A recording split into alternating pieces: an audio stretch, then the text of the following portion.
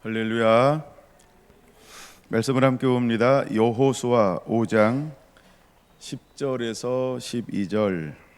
또 이스라엘 자손들이 길갈에서 진을 쳤고 그달 14일 저녁에는 여리고 평지에서 유월절을 지켰으며 유월절 이튿날에 그 땅의 소산물을 먹되 그날에 무교봉과 볶은 곡식을 먹었더라. 또 그 땅의 소산물을 먹은 다음 날에 만나가 그쳤으니 이스라엘 사람들이 다시는 만나를 얻지 못하였고 그 해에 가나안 땅의 소출을 먹었더라. 아멘.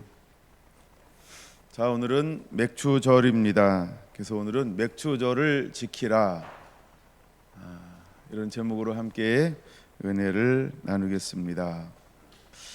하나님은 우리에게 7 절기를 지키라 하면서 7 절기를 주었습니다. 첫 번째 절기를 봄의 절기라고 이야기합니다. 그래서 유월절, 무교절, 초실절을 걸어서 우리는 봄의 절기라고 말합니다. 유월절에 예수님께서 고난받고 십자가를 지셨고 죽으셨습니다. 그리고 무교절 온전히 무덤에 계셨고 초실절 새벽이 되어서 예수님은 죽음을 이기시고 부활하셔서 초실 첫 열매가 되어 주었습니다. 그로부터 7주가 지난 날 바로 오늘 우리는 여름절기라고 말하면서 오순절이라고 부르기도 하고 칠칠절이라고 부르기도 하고 우리는 이것을 맥추절로 지키고 있습니다. 그래서 처음에는 칠칠절, 그 다음에 사도행전 2장 성령이 임함으로 인해서 이것을 우리가 오순절이 되었고, 그 다음에 오늘날은 우리가 이것을 맥추절 이렇게 한국은 이름을 부르면서 지키고 있습니다. 그리고 가을 절기가 있습니다. 가을 절기는 나팔절 7월 1일 날, 그 다음에 7월 10일 날 대속죄일, 그리고 마지막 절기는 초막절 7월 15일. 이렇게 가을 절기가 나팔절, 대속죄일, 초막절 이렇게 해가지고 전체 7 절기가 있습니다. 그 중에서도 하나님은 우리에게 크게 남자들은 1년에 3번 이 절기를 지키기 위해서 예루살렘에 올라가야 한다라고 말씀을 하셨습니다. 그 첫 번째 절기인 봄의 첫 번째 절기인 유월절에는 모든 남자들이 예루살렘에 있는 성전에 올라가 절기를 지켜야만 했습니다.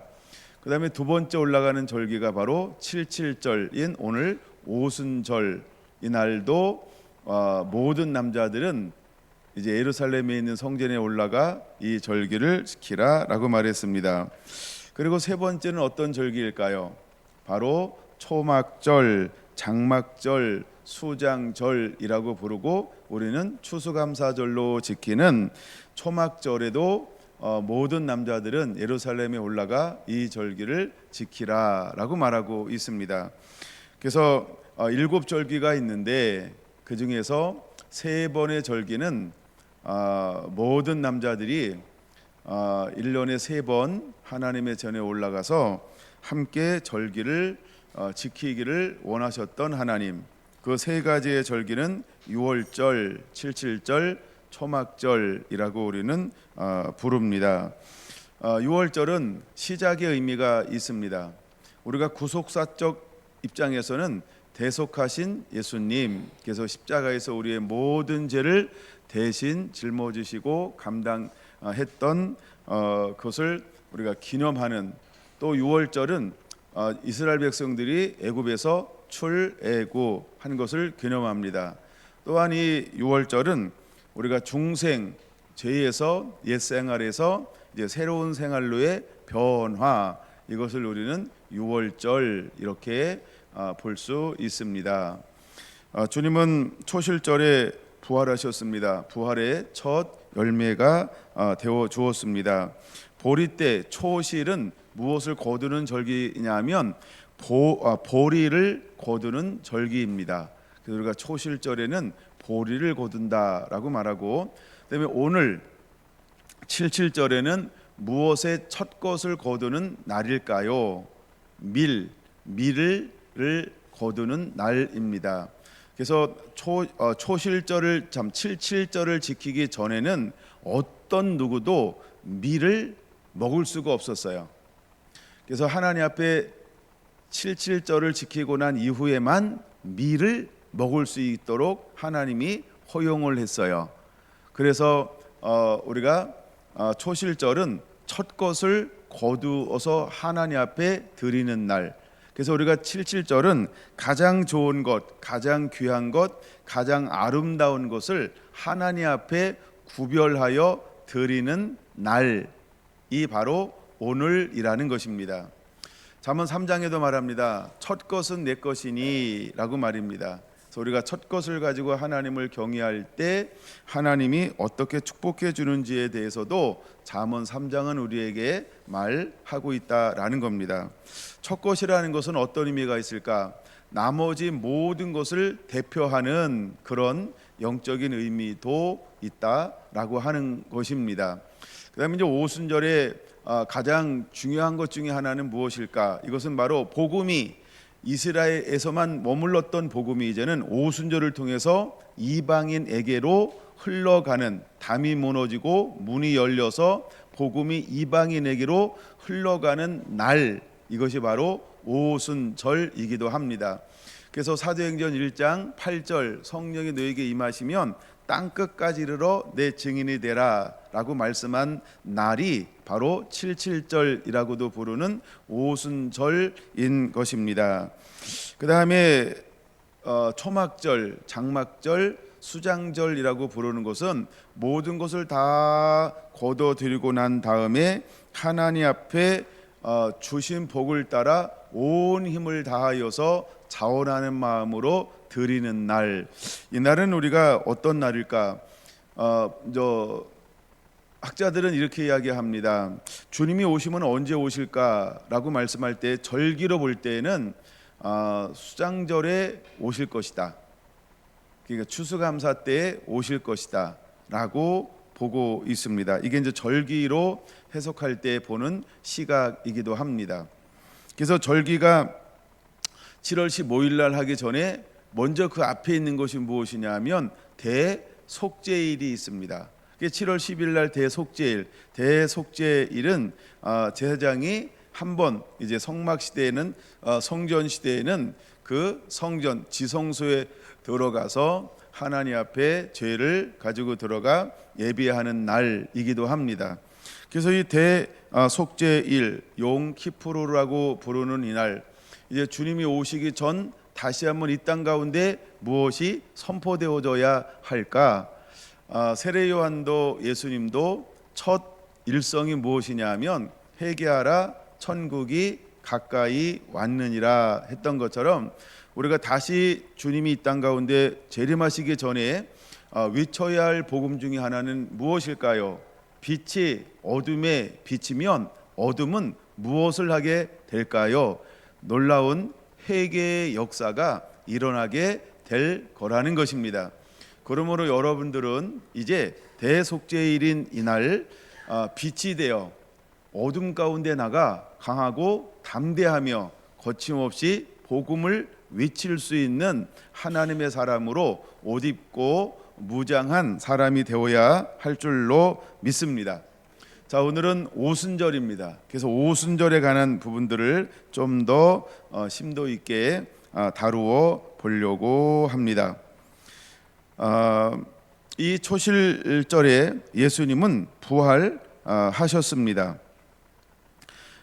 약속의 땅에 들어간 백성들이 그 땅에 첫 소산물을 드린 날, 이 날이 오늘 본문에 보면 무슨 날일까요? 이 날을 일컬어서 우리는 77절이라고 부르고 있습니다. 이제 출애굽해가지고 시내산에 머물러서 시내산에 도착했고 그리고 하나님이 시내산에서 그를 불러 올려서 이제 계명과 그다음에 하나님의 임재 가운데 그들을 만나 주었습니다.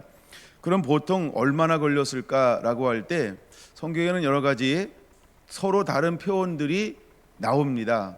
근데 그걸 제가 다 살펴보지는 않고 보통 이제 우리가 일반적으로 출애굽해서 시내산에 이른 날까지를 며칠로 보느냐라고 하는 견해가 있는데 바로 45일 정도 걸렸다라고 봅니다. 그러면 초실절부터 오순절까지는 대략 며칠이 걸리죠? 왜 오순일까요? 오순일까요? 이것은 초실, 예수님께서 부활하시고 나서 50일째 되는 날, 이것을 의미하는 게 오순, 그 다음에 77이라는 말입니다. 그래서 일주일이 7일, 그래서 일주일이 한 주간이 몇 번 지나서 7번 지난 그 다음 날, 그래서 오순절, 그때 성령이 임하신 것처럼 그때를 기억하여 하나님 앞에 첫 것을 드리는 77절을 지키라 말씀하고 있는 것처럼 이제 시내산에서 하나님이 모세를 부르셨고 하나님의 영광 가운데 임재하셨고 그다음에 율법을 우리에게 주신 날, 이 날이 무슨 날이냐라고 할 때 이 날을 우리는 77절이라고 부른다는 겁니다. 또 성경에 기록된 것 중에 하나가 바로 여호수아 5장인 것입니다. 5장에 무엇이 기록되어져 있나요? 이제 이스라엘 백성들이 요단강을 건너 가나안 땅으로 들어갔습니다. 근데 가나안 땅으로 들어가서 처음에 간 성이 여리고성이 아니고 그들은 어디에 머물렀을까요? 길갈이라는 지명입니다. 길갈이라는 도시에 먼저 머무르게 되어집니다. 근데 길갈이라는 그 도시에 머무를 때 하나님이 두 가지를 행하게 하는데 첫 번째는 할례를 행하라 라고 말씀합니다. 그래서 처음에 그들은 이제는 몸에 이스라엘 후손이고 아브라함의 후손이고 언약의 자손이라고 하는 약속의 표시로 모든 남자들이 몸에 할례를 하게 되어집니다.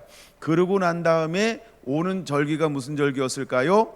바로 77절이었어요. 그래서 드디어 여호수아는 이스라엘 백성과 더불어서 첫 번째 77절을 지키는 날, 그것이 오늘 본문에 기록되어져 있는 것입니다.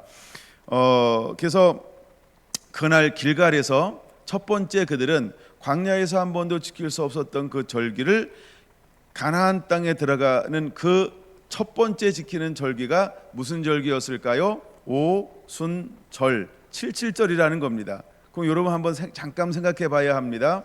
가나안 땅의 정복은 무엇으로부터 시작되어지는 걸까요? 성령을 받음으로, 그렇죠? 성령의 인도함을 받음으로 시작되어지는 것이 가나안 땅의 정복이었다라고 하는 것입니다. 그럼 이제 그리스도인의 삶은 무엇으로부터 시작되어지는 것일까라고 할 때 세례를 받음으로. 세례는 무엇을 의미할까요? 신앙의 고백이죠. 이제 예수님을 내 삶의 임금과 구주로 모셔드립니다라고 하는 신앙의 고백을 상징하는 것이 세례입니다. 내가 짓고 내 안에 예수님이 삽니다라고 하는 신앙의 고백, 이것이 바로 세례의 의미인 것이죠. 근데 하나님은 가나안 땅을 정복해야 했던 것이죠. 가나안 땅은 하나님이 약속하신 땅임에도 불구하고 여전히 그 땅은 무엇이 가득했을까요? 죄악이 가득했다라고 하는 겁니다. 그래서 하나님은 여호수아를 위시한 200만 이스라엘 백성들에게 명령을 하고 계신 것이죠. 저들을 다 이 땅에서 쫓아내라는 겁니다. 멸절시키라라고 하는 겁니다. 죄악을 그 땅에서 완전히 드러내라라고 하는 것입니다. 그들에게 하나님은 하나를 요구했는데 그 하나가 무엇이냐 하면 신명기에 너무나 많이 잘 두드러지게 나타난 것이 내가 준 이 계명을 너희는 듣고 지켜 순종하면이라고 말씀하고 있습니다.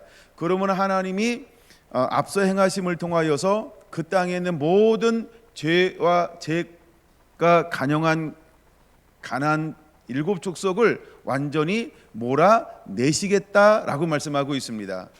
그러면 그들의 성령의 인도함을 받으면서 마음속에는 무엇을 간직하고 있어야 하는 것을 보여주는 걸까요? 하나님의 말씀. 그래서 말씀을 가지고 순종하여 나갈 때 보여지는 성령님의 인도하심을 통하여서 가나안 땅을 정복할 수 있게 될 것이다를 보여주는 것입니다. 그래서 첫 번째 가나안 땅에 들어가서 제일 먼저 하는 게 무엇이냐면 여리고성을 점령하는 것이 아닌 길갈에 머무르면서 첫째 할례 의식, 오늘날은 이것이 세례 의식이다 이렇게 보면 좋을 것 같고요. 그다음에 두 번째 하는 게 무엇이라고요? 77절 절기를 지키고 있다라고 하는 겁니다. 그래서 77절은 오늘날 무엇과 같다? 오순절, 즉 성령의 인도함을 받는 것이죠. 그래서 첫 것을 드리고 난 이후에 그 다음 13절, 14절, 15절에는 무엇이 기록되어져 있나요? 이스라엘 백성들이 앞장서서 나가는 것이 아닌 누구의 방문을 경험하게 될까요? 여호와의 군대 장관의 방문을 경험하는 것입니다. 근데 단순히 방문을 경험하는 것으로 끝나는 것이 아니고 이제 저 가나안 땅의 7 족속을 쫓아내는 영적 전쟁을 벌여야 하는데 영적 전쟁을 벌여야 하기 때문에 오신 분은 어떤 모습으로 오셨을까요? 여호와의 군대 장관으로 오셨다는 거예요.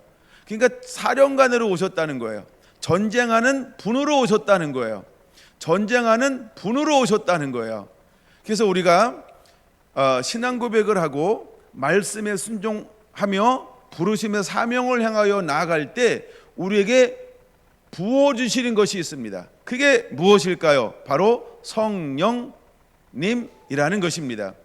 근데 이스라엘 백성들 가운데 이제 여리고성을 향하여 나가기 전에 먼저 만남이 기록되어져 있다는 거죠. 그래서 여호수아 5장은 그런 면에서 굉장히 중요한 장이라는 것이죠.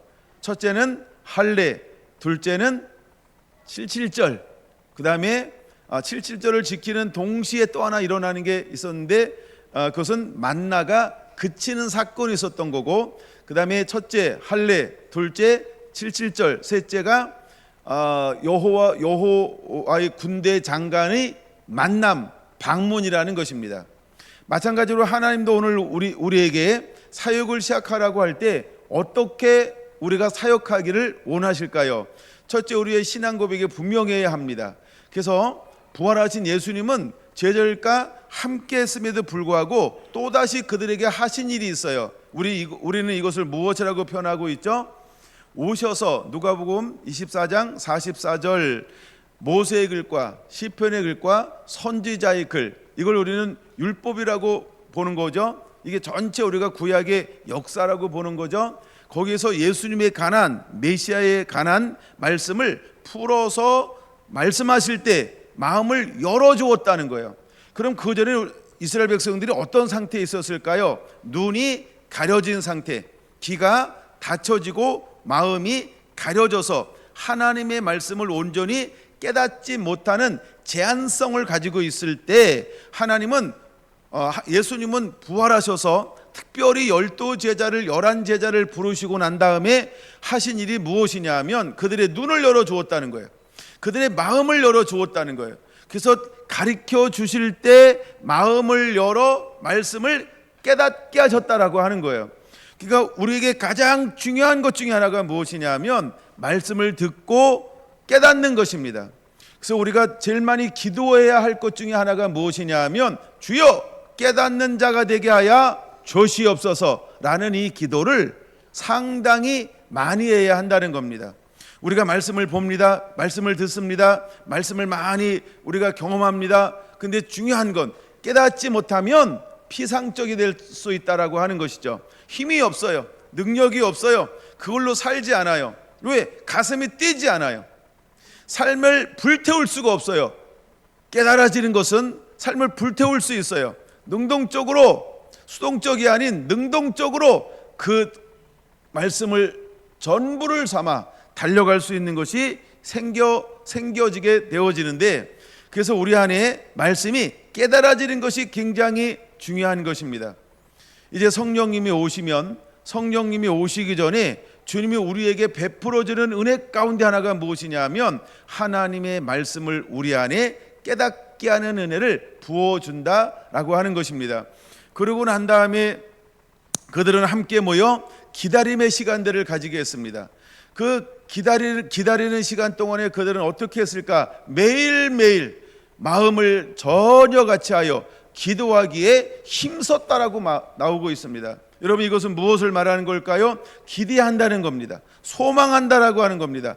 사모하고 있다라고 하는 겁니다. 갈망하고 있다라고 하는 겁니다. 이제 아버지의 뜻에 온전히 자원함으로 반응하고 있다라고 하는 겁니다. 우리가 이제 이따 나눌 것이지만 예물을 드릴 때 어떤 마음으로 드리라 라고 말하면 너의 힘을 헤아려 자원하는 마음으로라고 합니다. 그럼 그들이 기다림은 무엇과 연관이 될까요? 바로 자원함이라고 하는 겁니다. 이제는 내가 원한다라고 하는 것입니다. 무엇 때문에 원할까요? 말씀이 풀어졌기 때문에 그렇습니다. 깨달아졌기 때문에 그런 겁니다. 깨달아지면 원합니다. 그럼 내가 원한다고 다 되는 게 아니고 원함을 가지고 있을 때 하나님이 하시는 또 하나의 일이 있는데 그것이 어떤 일이냐면 위로부터 능력이 임할 때까지 너는 네 도성을 떠나지 말라라고 했던 것처럼 우리는 무엇의 인도함을 받는 자가 되어야 할까? 성령의 인도함을 받는 자가 되어야 한다는 것입니다. 한 번은 모세가 자기 백성을 돌볼 생각이 일어났습니다. 자기 백성을 돌볼 생각이 일어났어요. 그럼 그 안에는 무엇이 가득 채워져 있는 걸까요? 나는 이스라엘 민족이야. 하나님이 내게 은혜를 주어서 나를 이런 좋은 환경 속에 자라나게 했지. 야, 난 힘도 있어, 능력도 있어, 파워도 있어, 건세도 있어. 마땅히 할 수 있는 위치를 내가 앉아 있는 것 같아. 그리고 백성들에게 인기도 있지. 나를 따르는 이 군대가 얼마나 많은지 몰라. 원로원들이 나를 따르고 있지. 그럼 나는 할 수 있어 라고 자기가 생각했다라고 하는 겁니다. 그때 그는 실패하고 말았습니다. 여러분, 우리가 무엇을 따르는 자가 되어야 할까요?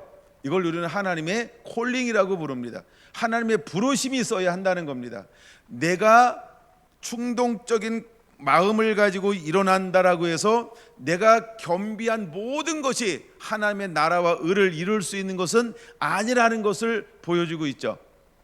나는 아무것도 아닙니다. 나는 할 수 없습니다. 다른 사람을 보내세요. 오히려 전혀 준비가 되어 있지 않다라고 할 그때에 주님은 누구를 보내는 겁니까? 모세를 부르고 있는 것입니다. 이제는 나의 때가 되었다. 내가 너와 함께 할 것이다. 내가 너를 도울 것이다. 내가 앞서 행할 것이다. 나는 아닌데요. 난 아무것도 준비가 되지 않았어요. 난 너무 부족해요. 오히려 그때 모세는 꼬리를 완전히 내렸다는 것이죠. 여러분, 우리가 언제 일어나야 하는 걸까요?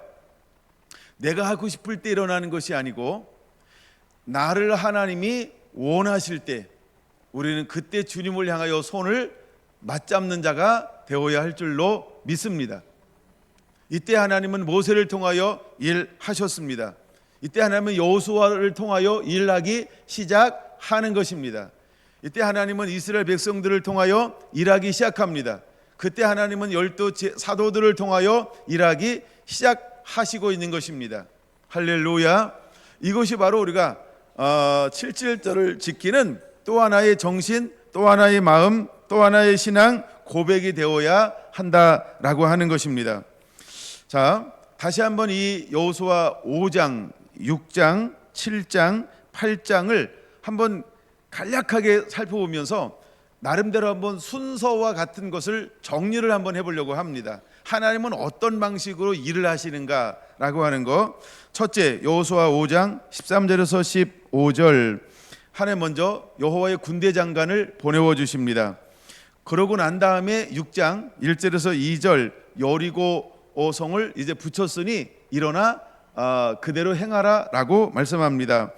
그랬더니 그 가운데 7장 1절 아간이 범죄, 성령님이 역사하고 하나님이 앞서 행하시며 하나님이 운행하실 때에도 사단은 무엇을 할 수 있다?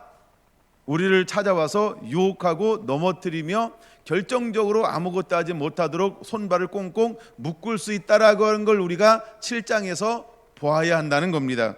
8장, 근데 이 죄악을 해결하고 난 다음에 8장 1절에서 2절 드디어 아이성에 올라가라라는 여호와의 말씀이 떨어졌고 그래서 승리할 수 있게 되었다라는 겁니다.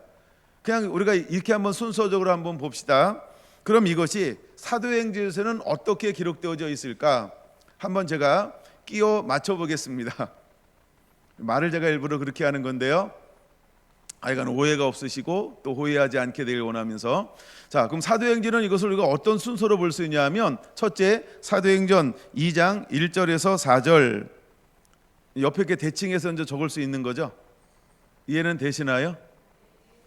예, 모르시면 저한테 반드시 문자 주시면 제가 가르쳐 드리겠습니다. 제가 이렇게 얘기해도 별로 저한테 문자 주는 분이 거의 없어요. 예. 자, 첫 번째, 그러면 여호와의 군대 장관을 먼저 앞서 만나게 했습니다. 그랬던 것처럼 사도행전 2장 1절에서 4절, 오순절날에 되었고 무엇이 임하였나요? 성령이 각 사람 위에 임하였습니다. 두 번째, 여리고서의 승리. 2장 5절에서 8절, 사도행전 2장 5절에서 8절, 그들은 승리하기 시작합니다. 복음을 증거하죠. 13절, 복음을 외칩니다. 41절, 3,000명이 돌아옵니다. 4장 1절에서 4절, 5,000명이 주님께로 돌아옵니다. 승리를 맛보고 있죠. 그 다음에 세 번째, 아간의 범죄에서 36명이 죽었던 것처럼 5장 1절에서 11절, 아나니아와 삽비라가 하나님의 성령을 속이다가 즉시 죽는 그런 것이 기록되어져 있습니다. 이것은 무엇을 보여주는 걸까요? 하나님의 성령이 역사한다 할지라도 사단은 늘 연약한 사람들을 유혹한다는 것이죠. 그러므로 우리는 깨어 있어야 한다는 것을 보여주고 있습니다. 자, 8장 1절에서 2절 아이성에 승리했죠.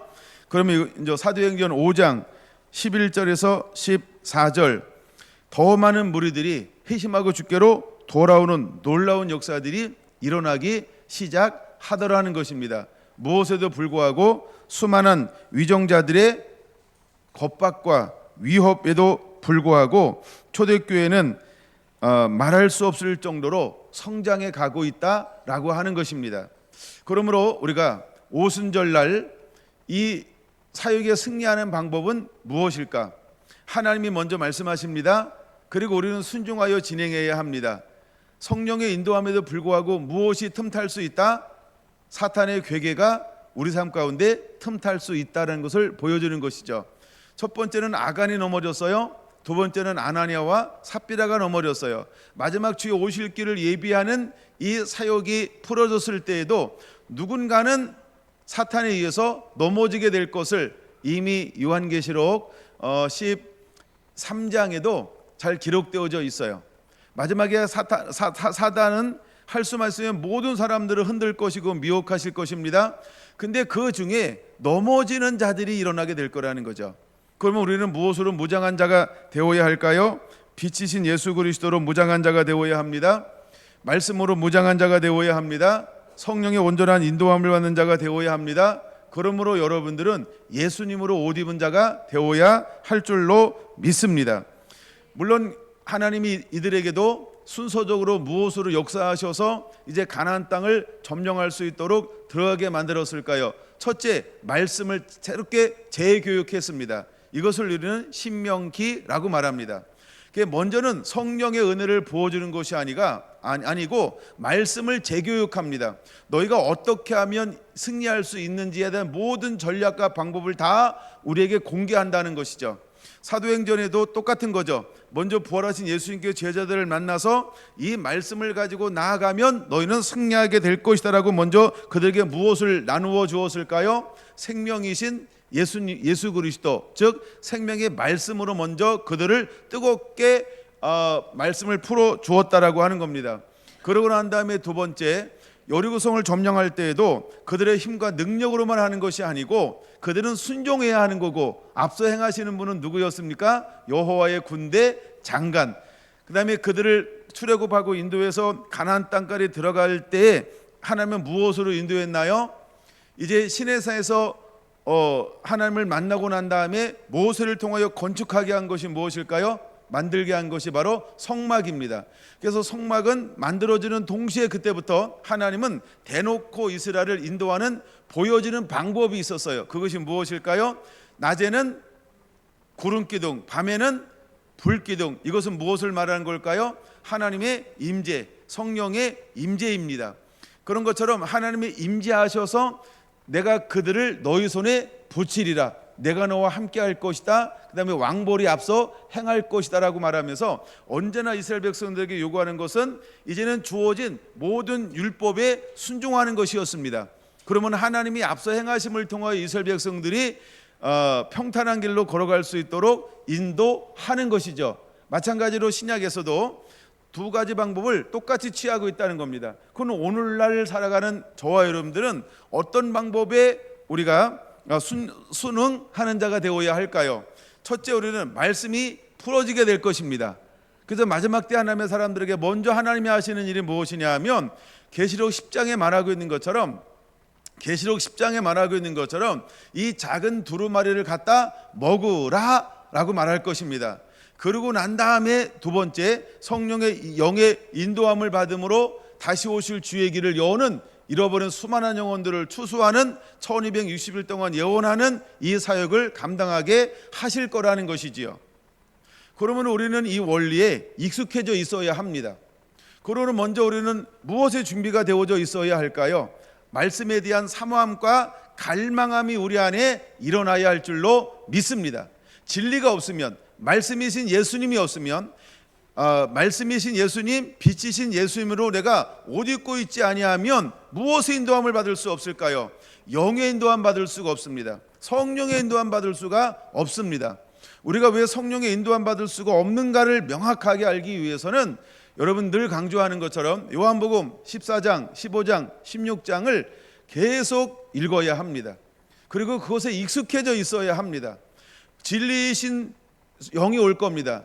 우리는 이것을 성경은 보혜사라고 말합니다. 보혜사가 오면, 즉 진리의 영이 오면 요한복음 16장 13절에 말하고 있는 것처럼 우리를 모든 진리 가운데로 인도하실 것이고, 예수님께서 오셔서 말씀하신 모든 곳으로 인도하실 것이고, 세 번째, 장래의 일을, 즉 하나님이 가지고 있는 모든 플랜, 하나님이 가지고 있는 모든 미래적인 그 사역 가운데로 유일하게 인도하실 분은 무엇밖에 없을까요? 보혜사밖에 없다는 겁니다.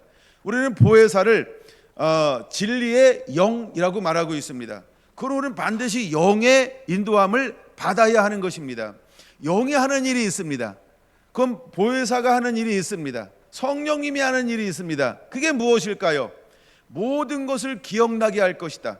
기억난다 이 말은 생각나게 할 거라고 하는 것입니다. 그리고 우리가 들었던 모든 말씀을 지켜 행할 수 있는 능력을 부어주시는 분이 누구일까요? 바로 성령이기 때문에 그렇습니다. 그러므로 우리는 먼저 말씀이 풀어져야 합니다. 말씀을 머금고 있는, 품고 있는 자가 되어야 합니다. 할렐루야. 그래서 출애굽하고 난 다음에 이스라엘 백성들이 제일 먼저 주신 것이 무엇이냐 하면 출애굽기 19장에서 주님이 우리가 만나는 준비를 하게 합니다. 내가 너에게 임할 것이다 3일 후에. 그럼 너희는 스스로 옷을 빨아라, 깨끗하게 하라, 정결케 하라, 그리고 기다리고 예비하라는 거예요. 준비하고 기다리라고 하는 겁니다. 그리고 그날이 왔을 때 하나님 임하셨습니다. 그 다음에 제일 먼저 하는 게 무엇일까요? 출애굽기 20장, 우리는 이것을 뭐라고 말하죠? 십계명이라고 말합니다. 그 다음에 21장에서 23장까지는 뭐라고 말하죠? 모든 법규라고 표현할 수 있죠. 우리가 어떻게 구체적으로 지켜야 하는지에 대해서 출애굽기 21장, 22장, 23장에 또다시 말씀하고 있습니다. 그래서 먼저 주님은 우리에게 무엇을 주시는 분일까요? 말씀을 주시는 분이라는 거예요. 내가 어떻게 해야 하는지를 주시는 분이라고 하는 거예요. 그러고 난 다음에 성막이 지어져서 봉헌하는 그날 하나님이 그들에게 무엇을 부어 주었을까요? 카보드, 우리가 하나님의 영광이 임하였습니다. 하나님의 영광이 임하였습니다. 그때부터 이스라엘 백성들을 하면 무엇으로 인도하기 시작하나요? 성령으로 인도하기 시작하죠. 왜 성령으로 인도한다고 표현하는지 아시죠? 그러니까 구름이 올라가면 움직이면 움직이는 거예요. 그 다음에 구름이 멈추면 멈추는 거예요. 이게 무엇의 인도함을 받는 거예요? 영의 인도함, 성령의 인도함. 마찬가지로 오늘도 우리는 똑같은 원리로 하나님은 우리를 움직이실 거라고 하는 겁니다. 그러므로 첫째, 우리는 말씀의 사람이 되어야 합니다. 그러므로 말씀을 부지런히 읽어야 합니다. 묵상해야 합니다. 말씀과 함께 해야 합니다. 그리고 말씀은 순종하는 겁니다. 말씀은 순종하는 것입니다. 나 자신을 내려놓고 말씀에 순종하는 것입니다. 이미 지난 시간에 한번 살펴보았어요. 예수님의 제자들을 부를 때 첫 번째 하는 것이 무엇일까요? 말씀에 내가 바위마트로 수고하여 얻은 것이 없지만, 이게 내 방법이죠. 말씀에 의지하여 그물을 내리리이다. 나를 내려놓고 포기했죠. 그랬더니 결과가 어떤 결과가 맺혀졌어요? 그렇죠. 그물을 쭉 끌어올리는데 너무 많아 그물이 찢어지게 된지라 동무의 배를 불러 함께 이 그물을 끌어올렸다라고 하는 것입니다. 할렐루야. 여러분, 이것이 영적인 순서가 있어요. 그것처럼 먼저 우리 안에 말씀이 회복되어져야 합니다. 말씀에 의지하여 그물을 내리는 자가 되어야 할 줄로 믿습니다. 두 번째, 요한복음 21장, 그물을 내릴 때 무엇에 의해서 또다시 그물을 내릴까요? 그들은 밤새도록 고기를 잡으려고 했습니다. 물론 그들은 낙담과 절망 가운데 있었죠. 그러나 그들은 배를 가지고 바다에 나갔다라고 하는 겁니다. 그때 예수님이 찾아오셨고 그물을 깊은 데로 던지라라고 하는 말씀을 하셨고, 그들은 나름대로 그물을 던졌습니다. 근데 놀라운 일이 벌어졌습니다. 어떤 일이 벌어졌나요? 큰 물고기가 심히 많이 그물에 잡혔다라고 하는 겁니다. 그것을 끌어올리는 동시에 그물은 찢어지지 아니하더라라고 말하고 있는 것입니다. 여러분, 그들은 자기 힘으로 그물을 던졌을까요? 자기가 하고 싶은 대로 사역을 감당했을까요? 아니죠. 어떻게 사역을 감당했을까요? 말씀에 의지하여, 말씀을 들음으로라고 하는 것입니다. 근데 첫 번째에는 그들은 준비가 되지 않은 상태입니다. 그래서 그들은 첫 번째 부르심을 받고 내가 너를 사람을 낚는 어부가 될 것이니 너는 나를 따르라 라고 말하고 있습니다. 그때는 무엇을 묻지 않나요? 요한의 아들 시몬아, 내가 나를 다른 사람보다 더 사랑하느냐? 이걸 묻지 않습니다. 왜 그럴까요? 아직 그는 그렇게 사랑할 만한 것이 준비가 되지 않았기 때문인 것입니다. 그러나 예수님을 함께 따라다녔던 3년이라는 공생의 동안을 통과하고 난 그 이후에 그들은 상한 마음이 깨졌습니다. 그들은 철저하게 낮아지고 부서지고 연단되어져서 그 고난을 통과함을 통하여 내가 이제는 절대로 다시는 정말로 참말로 어떤 일이 만나도 예수님을 떠나지 아니하리라 라고 하는 것을 스스로 이제 마음에 다시 한번 이렇게 정리하는 시즌을 보내기 시작하는 겁니다. 이것이 바로 그들이 예루살렘을 떠나서 갈릴리로 가 그 밤에 고기를 잡을 때까지의 시간을 말하는 것입니다. 이미 성경은 이것을 예언하고 있죠. 각기 제 길로 갈 것이라고. 그러나 예수님은 마귀가 제자들을 청구합니다. 내가 예수님 제자들한테 주세요. 내가 그들을 다 까부를 거예요. 그때는 예수님이 까부르든 못 까부르든 그건 상관하지 않아요. 근데 예수님이 할 수 있는 건 하나밖에 없다고 말씀했어요. 그게 뭘까요? 나는 너희를 위해서 기도하는 것, 이거 하나밖에 할 수 없다.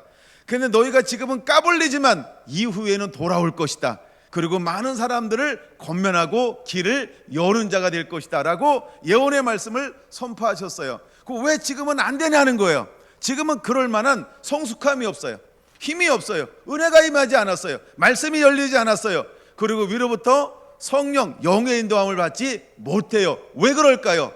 예수님과 함께 있음에도 불구하고 제자들은 영이 가려진 상태예요. 눈이 가려지고 귀가 가려지고 마음이 가려져서 영을 영으로, 하나님을 하나님으로, 진리를 진리로 온전히 볼 수 없는 가려진 상태에 놓여있게 되었다라고 하는 겁니다. 그러나 어떤 때가 되면 이제 눈이 열릴 것입니다. 그리고 귀가 열릴 것입니다. 그리고 마음으로는 깨닫는 상태가 올 것입니다. 그때 다시 예수님께서 오셔서 하신 일이 무엇일까요? 그것이 누가복음 24장인 것입니다. 그는 오셔서 그들의 마음의 문을 열고 말씀을 다시 전하기 시작할 때 마치 스펀지처럼 말씀을 쫙쫙 빨아들이는 놀라운 역사가 일어났습니다. 그들은 기쁨에 충만했습니다. 그 안에는 즐거움이 있고 만족감이 있는데 자원하는 심령이 일어나기 시작했습니다. 그리고 능력이 임할 때까지 이성을 떠나지 말라고 했을 때 그는 이것을 기다리기 위해서 매일매일 기다렸다라고 하는 것입니다. 여러분, 우리 안에 이 흥분됨을 무엇으로 표현할 수 있을까요? 그러나 그들이 흥분되었다라고, 그들이 함께 즐거움으로 기도한다고 아무 때나 성령을 부어줄 수는 없었습니다. 무엇이 임해야 할까요? 우리의 시간이 아닌 하나님의 때가, 하나님의 시간이, 카이로스가 와야 한다는 것입니다. 그래서 2장 1절에 이렇게 말하는 것입니다. 오순절날이 이미 이름에 라고 말입니다. 그때 하나님의 성령을 그들에게 부어주시는 것입니다. 근데 놀라운 일이 벌어집니다. 그 경험을 했던 제자들은요, 그 이후에 한 사람도 각기 제 길로 가는 사람이 없었다는 것입니다. 무엇이 이것을 만들어 낸 것일까요? 바로 깨어짐입니다. 상함입니다. 그리고 그들은 자기 자신을 완전히 내려놓았던 것입니다. 우리가 첫 번째 말씀으로 시작할 수 있습니다. 그러나 그것만 가지고 되지 않습니다. 왜냐하면 우리 안에 여전히 무엇이 있을 수 있나요? 굳은 것이 있을 수 있습니다. 굳었다라고 하는 게 무슨 의미일까요? 이게 이제 에스겔 36장인데요. 여러분, 이 절기 때는요, 에스겔 36장, 37장이 풀어져야 합니다. 근데 이것이 무엇을 의미하냐면 옛 것을 말하는 것입니다. 우리가 보여질 때는 순종하는 것 같아요. 근데 속에는 뭐가 있을 수 있어요? 꿍 하고 있는 이런 게 남아 있어요. 그것 가지고 되지 않습니다. 충분히 하나님의 영에 의해서 내 마음에 나의 모든 방법을 내려놓아야만 한다는 것입니다. 모세가 처음에 한 사람을 죽임으로 민족을 구원할 수 없었고, 두 번째 자기 안에 아무 방법이 없었을 때, 전부를 순종할 때 하나님 모세를 통하여 일하실 수 있었던 것처럼, 여러분 제자들도 마찬가지로 자신에게 있는 방법 모든 것을 다 내려놓아야만 했던 것입니다. 여전히 그럼에도 불구하고 그들은 자신들의 방법이 있었습니다. 여러분, 우리가 마태, 마가, 누가, 요한복음 읽어보면 공생애를 사는 가운데 제자들이 어떤 것을 행했는지를 여러분들이 그것을 찾아보면 쉽게 알 수 있습니다. 예를 들어 이런 것일 수 있겠죠. 아이들이 왔습니다. 아이들이 왔을 때 그들은 아이들을 어떻게 했을까요? 아이들의 중심이 되는 것이 아닌 예수님이 중심이 되어서 예수님을 보호하는 데 초점이 있었지, 예수님이 하려고 하는 의도에 대해서는 그렇게 초점이 둔감했다라고 하는 겁니다. 이건 무엇을 보여주는 걸까요? 아직도 우리 안에 굳은 것이 있다는 거예요. 나의 방법이 있다라고 하는 거예요. 내 취향이 있다라고 하는 겁니다. 그것 가지고는 마귀의 이 유혹에 넘어지지 않을 수 없는 사람이 될 수 없다는 것이죠. 그게 넘어질 수밖에 없다라고 하는 것입니다. 이것이 바로 공생의 기간이었다는 겁니다. 결정적으로 겟세마네 동산에 예수님이 이렇게 말합니다. 나와 한시도 깨워 기도할 수 없더냐? 무엇하기 위해서? 시험에 들지 않기 위하여. 근데 그들은 그 급박한 상황 가운데서도 예수님의 말씀을 이해하지 못했습니다. 그리고 함께 깨워 기도하지 못했습니다. 그리고 피곤하여 다 졸며 잤다라고 표현하고 있습니다. 결국 그들은 무엇에 빠질 수밖에 없었을까요? 시험에 빠지는 것입니다. 그 시험이 무엇이었을까요? 각기 제 길로 갔거늘 예수님을 부인하는 것이었습니다. 우리가 예수님의 수많은 은혜를 경험합니다. 능력을 보고 표적을 보고 이적을 봅니다. 함께 동고동락합니다. 예수님을 나름대로 안다라고 말할 수 있습니다. 아니 3년 동안 동고동락했으니까 그처럼 많은 사람이 어디 있겠어요? 근데 그 아는 것이 무엇을 감당해내지 못했을까요? 그 마음에 굳은 것, 자기 것이 있을 때에는 온전히 예수님의 걸어가신 길을 감당할 수 없다는 것을 우리에게 보여주는 것이죠. 근데 놀라운 것은 그들이 베드로를 위시하여 예수님을 3번이나 부인하고 다시 옛길로 갈릴리 옛 고향은 옛 것을 의미하는 거죠. 그래서 옛걸로 갔다라고 하는 겁니다. 근데 그 가는 가정 속에 그들은 무엇을 느끼기 시작했을까요? 마음에 부서짐이 일어나기 시작했습니다. 마음에 깨어짐이 일어나기 시작을 했습니다. 그리고 다시 자기의 이 3년이라는 살을 복귀 뒤돌아보는 은혜들이 임하기 시작을 했습니다. 그리고 그들은 결단하기 시작을 하는 것입니다. 내게 또다시 이런 기회가 주어진다고 한다면 나는 다시는 후회하지 않고 부인하지 않고 끝까지 가리라. 그들은 스스로 마음 먹었습니다. 물론 스스로 마음 먹은 가지고는 다 일을 이룰 수가 없습니다. 그 상한 마음 가운데 주님은 찾아와 주었다는 것입니다. 상한 마음을 가지고 있는 그들을 향하여 찾아와 주었다는 겁니다. 그리고 그들에게 묻는 것입니다. 너희는 다른 사람보다 나를 더 사랑하느냐라고 말입니다. 여러분, 무엇이 우리를 진정한 하나님의 사람으로 만들어 낼 수 있을까요? 바로 그 마음입니다. 사랑하는 마음인 것입니다. 근데 더 놀라운 것은 말씀을 풀어주고 성령이 임하고 난 다음에 그들의 주님을 향한 마음은 어떤 마음이 되었을까요? 이제는 내가 배운 사랑으로 사랑하는 것이 아니고 하나님의 주시는 그 사랑으로 사랑할 수 있는 사람으로의 변화가 일어났다라고 하는 것입니다. 여러분, 바로 오순절 날에 우리 안에 이런 은혜들이 임해야 할 줄로 믿습니다. 그러면 우리는 이 길을 걸어가는 자가 되어야 합니다. 이제 우리는 이 길을 따라가는 자가 되어야 할 줄로 믿습니다.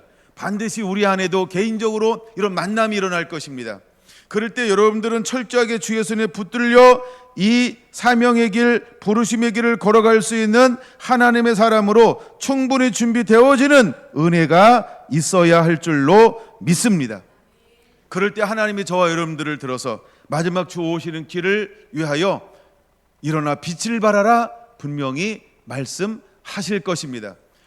사도행전 1장 8절 성령이 너에게 임하시면 땅끝까지 이르러 내 복음을 증거하라 말씀하신 것처럼 이제 하나님은 이 오순절을 통하여서 다시 한번 우리에게 그 은혜를 사모하고 갈망하고 기다리며 그때가 왔을 때 그 음성 앞에 온전히 순종하기를 위하여 뭔가 모든 마음으로 생각으로 준비되어서 그 길을 걸어가는 자가 되기를 주님은 기다리고 있다라고 하는 것입니다. 여러분, 주님은 다시 오실 것입니다. 오시기 전에 반드시 주님은 대부분과 대주소 하나님의 말씀을 주시고 성령에 이끌려서 수많은 어둠 가운데 나가 복음을 증거하게 할 것입니다. 그리고 갈망과 목마름을 가지고 있는 수많은 영혼들을 생명과 진리 가운데로 인도하는 또 다른 새로운 길을 여는 자들을 일으키게 될 것입니다. 여러분, 아모스 8장에 그냥 기록되어져 있는 것이 아닙니다. 이사야 35장 그다음에 55장이 그냥 기록되어져 있는 것이 아닙니다. 반드시 마지막 때에 목마른 자들이 값없이 돈 없이 와서 사 먹는 놀라운 일이 또다시 하나님은 허용하실 것입니다.